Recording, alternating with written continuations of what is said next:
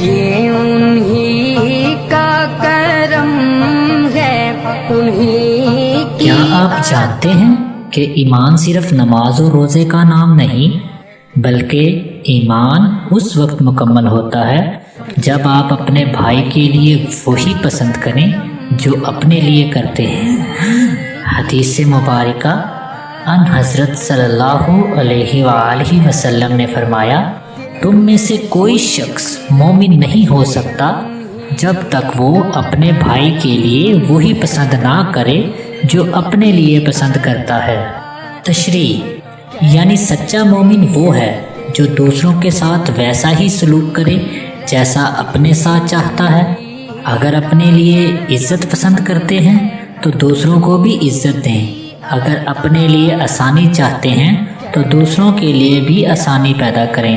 اللہ تعالی ہم سب کو سمجھنے اور اس پر عمل کرنے کی توفیق عطا فرمائے۔ ہے انہی کی